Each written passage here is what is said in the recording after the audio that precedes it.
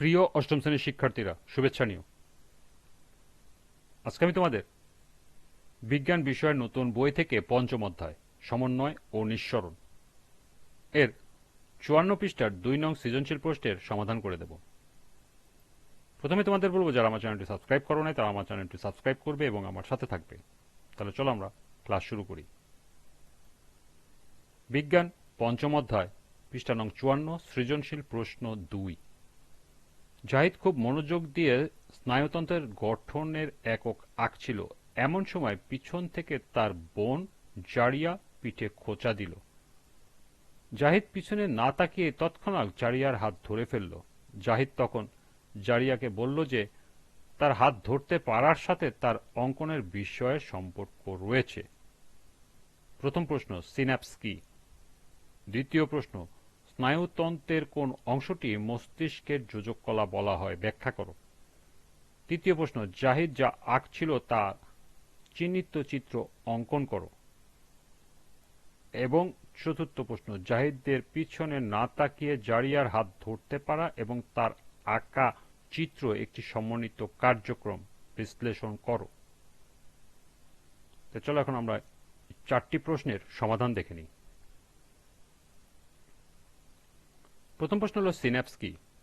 একটি স্নায়ুকোষের অ্যাক্সন অন্য একটি স্নায়ুকোষের ডেনড্রাইটের সাথে মিলিত হওয়ার স্থানকে সিন্যাপস বলে। সিন্যাপসের মাধ্যমে স্নায়ুতাড়না এক স্নায়ুকোষ থেকে অন্য স্নায়ুকোষে পরিবাহিত হয়। দ্বিতীয় প্রশ্ন ছিল, স্নায়ুতন্ত্রের কোন অংশটিকে মস্তিষ্কের যোজক কলা বলা হয়, ব্যাখ্যা করো। স্নায়ুতন্ত্রের পন্সকে মস্তিষ্কের যোজক বলা হয়। পন্স হল মস্তিষ্কের একটি অংশ যা মস্তিষ্কের কাণ্ড বা ব্রেন স্টেমের অংশ হিসেবে মেডুলা অবলাঙ্গাটা বা সুষমা শীর্ষক এবং মধ্য মস্তিষ্কের মধ্যে অবস্থান করে।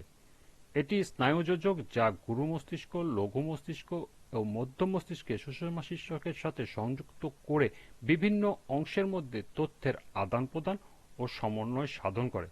পন্স একটি সেতু বা সংযোজক হিসাবে কাজ করে যা গুরু মস্তিষ্ক থেকে লঘু মস্তিষ্ক এবং সুষমা শীর্ষক পর্যন্ত স্নায়ু উদ্দীপনা পরিবহনে সহায়তা করে। ফলে শরীরের ভারসাম্য ও পেশির সঞ্চালনা নিয়ন্ত্রিত হয়। এজন্য স্নায়ুতন্ত্র পন্সকে মস্তিষ্কের যোজক বলা হয়।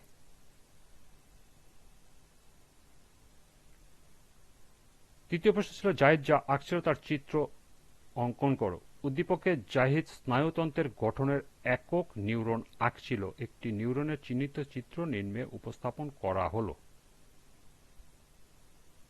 এটি হলো একটি নিউরনের চিহ্নিত চিত্র। এই সম্পূর্ণ অংশটিকে বলা হয় দেহকোষ।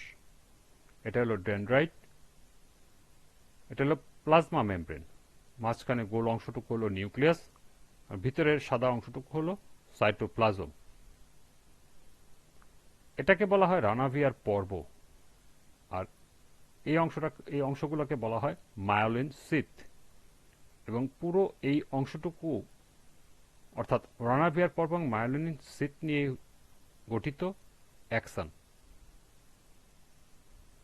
নিচে লিখে দেবে চিত্র নিউরন। সর্বশেষ প্রশ্ন ছিল, জাহিদ পিছনে না তাকিয়ে জারিয়ার হাত ধরতে পারা এবং তার আঁকা চিত্র একটি সমন্বিত কার্যক্রম, বিশ্লেষণ করো। জাহিদের পিছনে না তাকিয়ে জারিয়ার হাত ধরতে পারা এবং তার আঁকা চিত্র একটি সমন্বিত কার্যক্রম, মন্তব্যটি সঠিক। জাহিদ স্নায়ুতন্ত্রের গঠনের একক অর্থাৎ নিউরন আঁকছিল। ঠিক সেই সময় তার বোন পিছন থেকে তাকে খোঁচা দিলে সে পিছনে না তাকিয়ে দ্রুত তার হাত ধরে ফেলে। এই ঘটনা প্রমাণ করে যে তার আঁকা চিত্র নিউরন এবং তার তাৎক্ষণিক প্রতিক্রিয়ার মধ্যে ঘনিষ্ঠ সম্পর্ক রয়েছে। এটি মূলত স্নায়ুতন্ত্রের একটি সমন্বিত কার্যক্রম। জারিয়ার হাত ধরতে পারার সাথে জাহিদের দেহের স্নায়বিক প্রতিক্রিয়াটি প্রতিবর্ত ক্রিয়ার মাধ্যমে জড়িত। প্রতিবর্ত ক্রিয়ার ঘটে স্নায়ুতন্ত্রের তাৎক্ষণিক কার্যকারিতার ফলে। জাহিদের ক্ষেত্রে যেভাবে প্রতিবর্ত ক্রিয়াটি ঘটেছে তা হল, জাহিদের পিঠে চামড়ায় অবস্থিত অনুভূতিবাহী স্নায়ুতন্ত্র খোঁচা দেওয়ার অনুভূতি গ্রহণ করে। এই অনুভূতি স্নায়ুতন্ত্রের মাধ্যমে মেরুরজ্জুতে পৌঁছায়। এই তাড়না অনুভূতিবাহী স্নায়ুকোষ থেকে আজ্ঞাবাহী স্নায়ুতে প্রবাহিত হয়। স্নায়ুতন্ত্রণায় আজ্ঞাবহী কোষে পৌঁছা মাত্র পেশিতে প্রেরণ করে, হাতের পেশি সংকুচিত হয় এবং পিছনে না তাকিয়ে জাহিদ তৎক্ষণাৎ জারিয়ার হাত ধরে ফেলে। সুতরাং বলা যায় প্রতিবর্তক ক্রিয়ার ফলে জাহিদ পিছনে না তাকিয়ে জারিয়ার হাত ধরতে পারা এবং তার আঁকা চিত্র একটি সমন্বিত কার্যক্রম। মন্তব্যটি সঠিক এবং যথার্থ। এ ছিল ২ নং সৃজনশীলের ৪টি প্রশ্নের সমাধান। আজকের ক্লাসটি এ পর্যন্তই। পরবর্তী ক্লাসে সংক্ষিপ্ত উত্তর প্রশ্নের সমাধান করে দেব।